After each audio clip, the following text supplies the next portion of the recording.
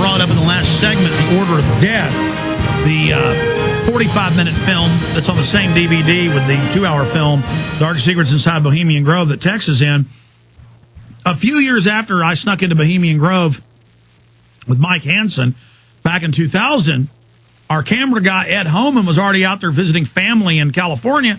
He drove up, and there was the Bohemian Grove Action Network, the local peace group, who had criticized me in the newspaper saying there's nothing occult at the Grove, there's no occultism, Alex is a kook, there is no, none of this is real.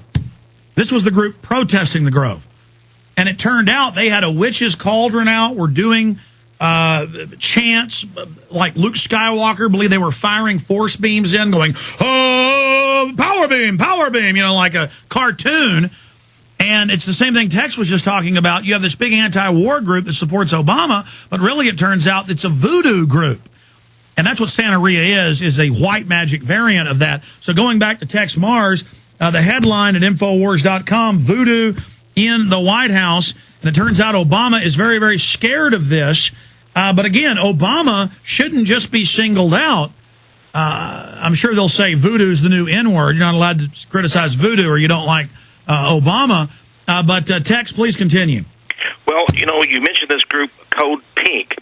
And what we have to understand about this is a group that could possibly show up when folks like We Are Change, who are pretty good people, are out there and attempt to sort of play off of that. But let's look at the group, okay? First of all, I want people to understand that this is not some odd group in terms of the Obama White House, because in The Nation magazine, The Nation is one of the more liberal magazines. It's been on bookstore, Barnes and Noble and Borders bookstore shelves for years, decades and decades. So this is an old line liberal left-wing Democrat Party publication. Now, Victor Navosky, who writes for The Nation, on January the 20th, actually reported the fact that on the, when Obama was to be inaugurated, he invited his top campaign people to the inaugural, and they actually went on a train. So it was a big deal, the campaign train. Now, Navosky reported that one of his seatmates was a member of this Code Pink, and they were talking about the planning for a rally to cleanse the White House for a Wiccan ritual by this Code Pink. Well, Alex, obviously, I was very interested in finding out who is this Code Pink that is such a powerful group that its leaders are asked to ride on the campaign train with Obama, and they're going to have this ritual to cleanse the White House. Well, I found 3 very interesting people who are the founders of it. The first one is the well-known witch, Miriam Starhawk. My wife Wanda wrote the book New Age Lies to Women that expose witchcraft in the Christian church even. Starhawk is one of the people that she exposed. This earth witchcraft Wicca activism. So Starhawk, and by the way, that's not her real name. She's actually a Jewish woman named Miriam Simos.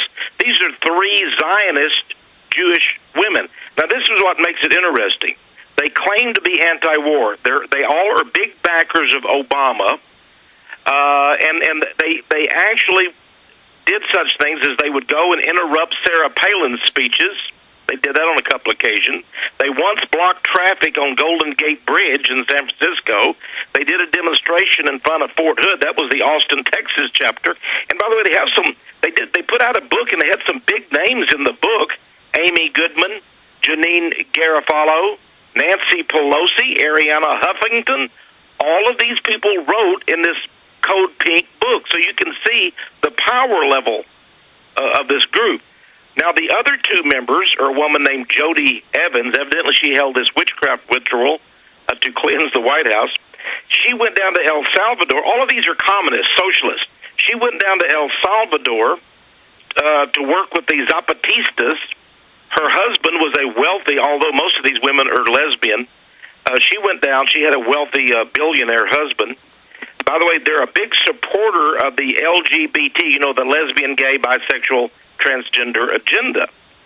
And they were very happy, I understand, yesterday because President Obama and Eric Holder, the Attorney General, came out against the Defense of Marriage Act. They want it repealed, and that pleased the lesbians and the transgender people.